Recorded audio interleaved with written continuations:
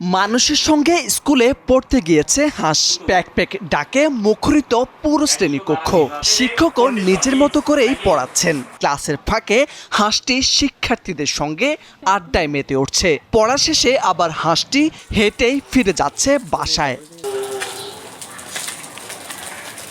হাঁসও যেন সপ্তম শ্রেণীতে পড়ছে। প্রথম দেখায় এমনটাই মনে হতে পারে, তবে গল্পটা একটু ভিন্ন। হাঁসটি নিজে পড়তে যায়নি, পড়তে গিয়েছে তার বন্ধু সপ্তম শ্রেণীর শিক্ষার্থী এস.এম. ইফতি রিফাত। তার সঙ্গেই হাঁসের দুর্দান্ত বন্ধুত্ব। প্রতিদিন হয় কথোপকথন। রিফাত যেখানে যাচ্ছে হাঁসটিও তার সঙ্গে সঙ্গেই হেঁটে চলেছে। ওর আর আমার সম্পর্কটা অনেক ভালো। যেমন আমায় ছাড়া খাতেই চায় না, আর বাইরে যখন আসি তখন আমি যদি ওকে ছাড়া আসি তাহলে ওই চিল্লায়। যখন আমি স্কুলে আসি ওই আমার সাথে সাথে স্কুলে আসে, তো আসে যখন আমি বোর্ডের দিকে তাকে থাকি ওই আমার সাথে সাথে বোর্ডের দিকে তাকে থাকে। হাঁসটির নাম রাখা হয়েছে মিমু। প্রায় 2 মাস আগে দিনাজপুরের হিলি বাজারে কবুতর কিনতে গিয়ে মাছাড়া হাঁসের বাচ্চাটিকে দেখে হাঁসটি কিনে আনেন রিফাত। ছোট্ট বাচ্চাটি লালন পালন করতে থাকে সে। ধীরে ধীরে বড় হয়ে ওঠে হাঁসটি। দুজনের মধ্যে তৈরি হয় ভালোবাসা ও মায়ার বন্ধন। রিফাত যখন ক্লাসে যায় তখন হাঁসটিও তার সঙ্গে সঙ্গেই পড়ার টেবিলে বসে থাকে। হাটবাজার সহ যেখানে ইফতি যায় সেখানে তার সঙ্গে সঙ্গে হেঁটে যায় হাঁসটি।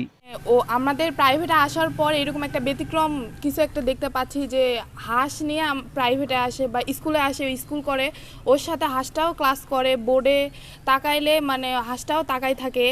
আবার হচ্ছে যে আমরা সচরাচর সব জায়গাতে দেখি যে হাঁস সাধারণত পুকুরে, বাসা বাড়িতে এইসব, কিন্তু একজন যে হাঁসকেও পোষ্য মানাতে পারে বা তার আয়ত্তে আনতে পারে এটা আসলে অবিশ্বাস্যকর, যেটা আমি এখানে আসে দেখছি। এটা কোচিং সেন্টারে স্কুলে নিয়ে আসে আমাদের খুব আপন হয়ে গেছে। মনে হয় যে আমরা ওই হাঁসের সঙ্গেই থাকি। এই হাঁসটা অনেক আপন আমাদের। যেটি আমরা দেখেছি যে সকাল বেলা ঘুম থেকে যখন ইফতি ওঠে তারপর থেকেই ইফতির যে চলাফেরা তার গতিবিধি এর মতনই আর কি হাঁসটি চলাফেরা হয়ে থাকে। সে সকালবেলা খাওয়া থেকে শুরু করে ইফতির সঙ্গে স্কুলে আসা, স্কুলে ক্লাস করা থেকে শুরু করে আসলে সব কিছুতেই ইফতির সঙ্গে সে চলাচল করে। প্রাণী ও মানুষের মাঝে ভালোবাসা গড়ে ওঠা স্বাভাবিক। ভালোবাসা ও যত্ন পেলে প্রাণীরাও মানুষের প্রতি গভীরভাবে সাড়া দেয়। তাদের পোষ মানাতে পারলে সম্পর্ক তৈরি হয় গভীরভাবে, এমনটাই জানান হাকিমপুর উপজেলার ভেটেরিনারি সার্জন।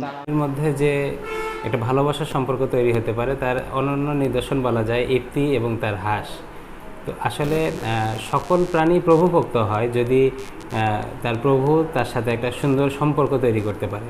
আমরা আসলে বাইরে থেকে হাঁস, মুরগি, কবুতর, গরু, ছাগল যাই দেখি না কেন, তাদেরও যে একটা সাইকোলজিক্যাল বিষয় আছে এটা কিন্তু আমরা সাধারণত দেখি না। আর যখনই তার মনিবের সাথে তার প্রাণীটির সাইকোলজিক্যাল একটি সম্পর্ক স্থাপন হয় তখনই কিন্তু এই ধরনের সখ্যতা গড়ে ওঠে। ভালোবাসা থাকলেই সবই সম্ভব। ইফতি আর মিমুর বন্ধুত্ব এমনটাই শেখায় আমাদের। ভাষা নয়, হৃদয়ের যোগাযোগই যথেষ্ট। এই হাঁসটি শুধু হাঁস নয়, এক জীবন্ত নিদর্শন। ভালোবাসা আর বন্ধুত্বের এক অনন্য রূপকথা। দ্বিতীয় কন্ডিশন মানে দুইটা শর্ত, ঠিক আছে? মোর্শেদ আলম, সময়ের আলো। এটা